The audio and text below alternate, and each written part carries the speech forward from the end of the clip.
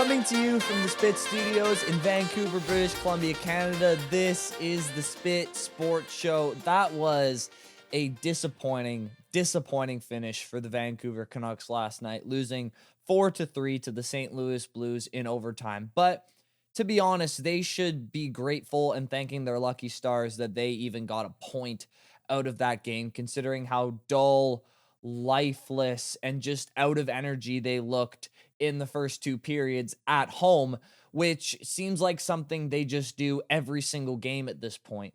So the Canucks came out in the first, and it looks like they wanted to give the game away to the Blues. And what I just don't understand about this team this year is the fact that they clearly have another gear that they can tap into, because I saw it for a good minute and a half. So obviously in the second, they get a terrible penalty called against them, and they're pissed about it. Besser was the one who got the penalty. He's obviously irate about it. Toccett is, and the Blues end up scoring on that power play. The Canucks very, very soon after get a complete makeup call. I don't know what the ref saw there. I think it was genuinely just a makeup call to try to keep the Canucks and the Canucks fans, more specifically, at ease.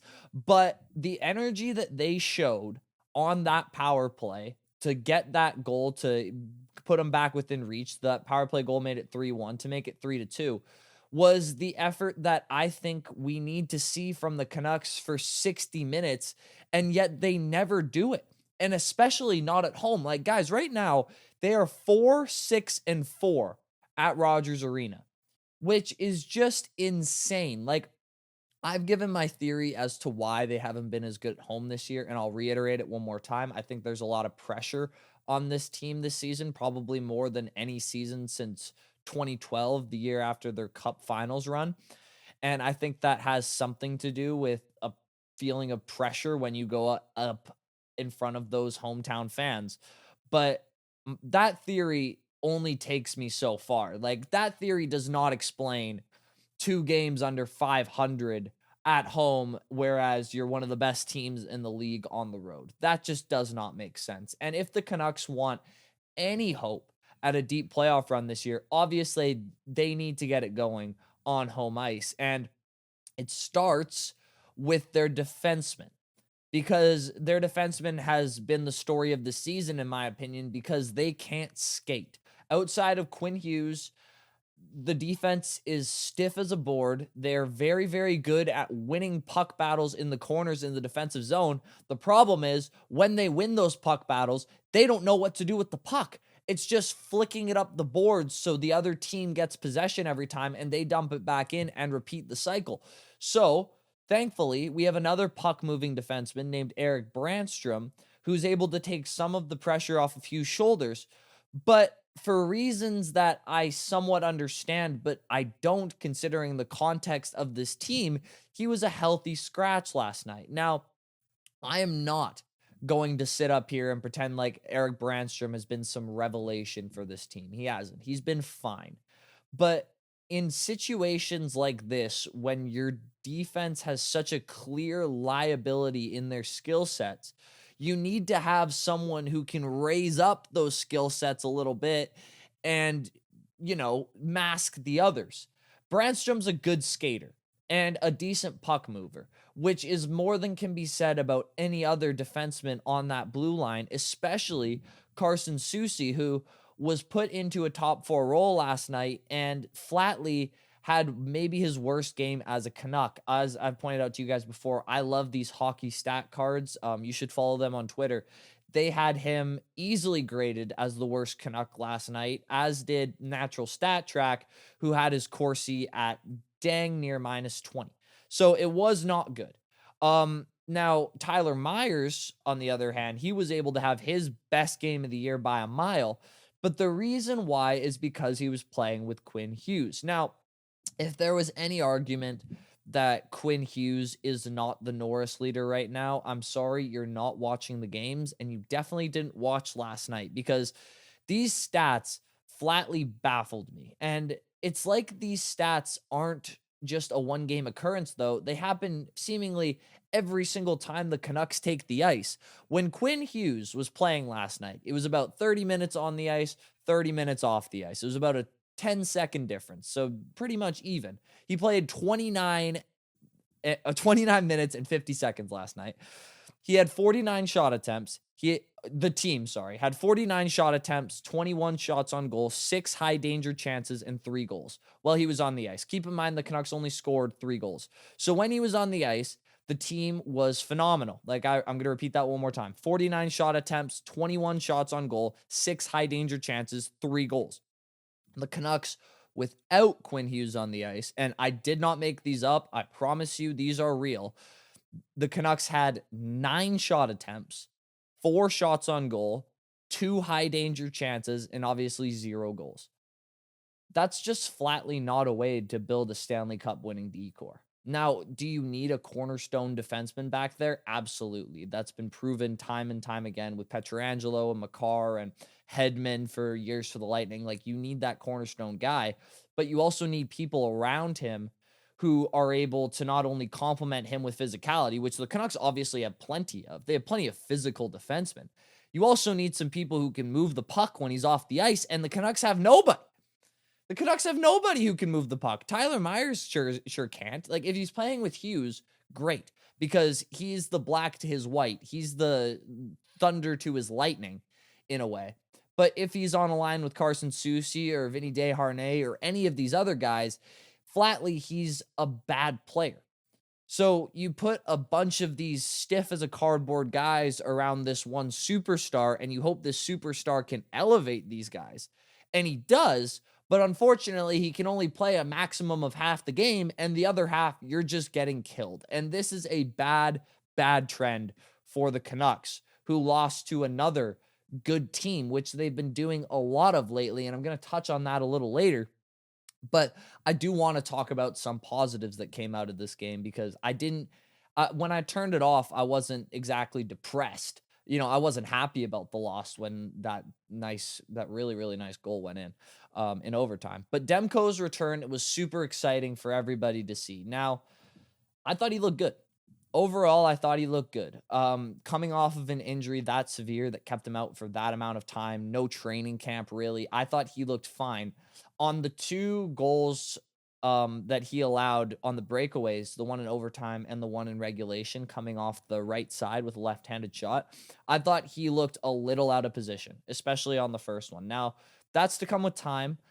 He stopped all low danger chances and only allowed 2 high danger chances. He actually had a really, really good expected save in this game.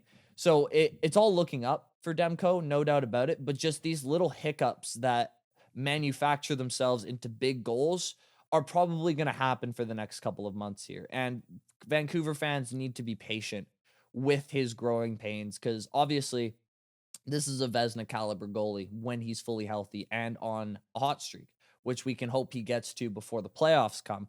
Speaking of someone who needs to get on a hot streak, Dakota Joshua scored his first goal since coming back from obviously his health situation in the offseason. Now, I was excited about his line in general, because I thought Garland, Joshua, and Suter had their best game together since Joshua's been back in the lineup. Joshua himself, though, I have not been particularly impressed with since he came back, because the majority of his game is aggression and winning puck battles and bringing energy, and it seems like he's playing a bit more timid than he usually does. Now, that's somewhat to be expected, again, considering he didn't have a training camp like Demko. He's kind of playing himself into shape, but for now, those growing pains are pretty visible. So I'm hoping he rolls back into form. Hopefully that goal does something for his confidence, even though if you watch the goal itself, it wasn't like he really did much. He just kind of skated to the post, and Garland made a heck of a play on that defenseman. But again, patience is huge. And with that, you have a lot to be excited about right now as a Canucks fan. With those two slowly rounding into form and the forward core really, really coming back to what we expected them to be before the season, specifically Petterson, who maybe had his best game of the entire season last night, in my opinion. I thought he looked great. I thought he was putting pucks towards the net. I thought he was playing smart. I thought in the corners when he needed to really drive, I thought he was aggressive. I thought DeBrusk has been a fantastic addition to this team, especially considering the other options that were out there this offseason who have not been producing. I'm looking at Zadorov and Lindholm specifically as two guys we could have signed instead of DeBrusk. Obviously, that move is working out wonders for the Canucks, and they got him on a really good deal. Another huge tuck last night. Like I said, Suter, Joshua, and Miller, Suter, Joshua, and Garland had their best game last night. And the reason Miller was in my head is because he was back skating with the team in the morning skate last night, or yesterday morning, I should say. But you get what I mean. He's back on the ice and back with the team after his personal situation, which is obviously super exciting. I hope he's rejuvenated after that time off because he wasn't playing his best hockey when he left. So I'm hoping that that rest is just huge for him and he comes back revitalized and rejuvenated. It's like the thing about this season so far is it's weird because it's felt underwhelming for Canucks fans because in a way it has been. Like we expected to be near the top of the league at this point instead of, fourth in the division. But even with our relentless injury luck so far this season, which has taken out our second best defenseman and obviously our best forward, arguably, and a bunch of other guys before these guys came back. We're talking about Joshua, Demko, all of them. They're still fourth in their division. They're eighth in the conference, and they have games in hand. Like they are in a just fine position to make a run at the later end of this season to become one of those top seeds in the Pacific and make another deep run into the playoffs on paper. The thing that's way more scary to me, though, than their home record or their defensive puck movement, which is terrifying, but even more terrifying, is their record and how they play versus good teams. I'm talking about playoff teams, teams over 500. So at this point in the season, 14 wins is about 500. Each team has played around 28 to 30 games. So I did 14 as my measuring mark. If you go up or down, it really doesn't change the stat whatsoever. But the Canucks right now are 4-9 against teams with at least 14 wins. Now they beat up on the bad teams. Like send Ottawa to us or any of these struggling squads, and we'll put them out of their misery. But 4-9 against teams with at least 14 wins so far is not good. And the four teams they beat, obviously they beat Florida in overtime. That was a good win. But they beat Calgary, who is not exactly a top tier playoff contender. The Kings, who are playing really well right now, but again, I wouldn't exactly have them in that top tier. And Boston, who was so bad they fired their coach, even though they're still a good team and obviously above 500. So if you look at their quality of wins stacked up against some other teams in this league, they're sorely lacking when it comes to beating the teams that you're going to see come April. And that does scare me. So two main issues for the Canucks right now, which one of them will be solved when Hronek comes back, is they need another puck-moving defenseman. I think if you have Hronek and Brandstrom in the lineup, and obviously with Hughes, that's more than enough. But keep an eye on this Florida game tomorrow because the Canucks' record against good teams right now is not what fans think it is. And that's not good for a team that has such high playoff aspirations this year. It's something to keep an eye on. I'm very excited for the Florida game tomorrow night. Please let me know what you guys thought of the episode today. Am I crazy? Am I wrong? If I am wrong, leave a comment and let me know what I was wrong about. I'll respond to it because I love talking about sports and I am small enough as to where I can respond to all of these messages and comments and disagreements or agreements we may have. Please let me know in the comments below. Please leave a like on the video if you enjoyed what you heard today. Please subscribe to the Spit Sports Show. We just hit over 370 subscribers. Like, thank you guys so much from the bottom of my heart. That means the world. And as always, I will see you all in the next. Peace out.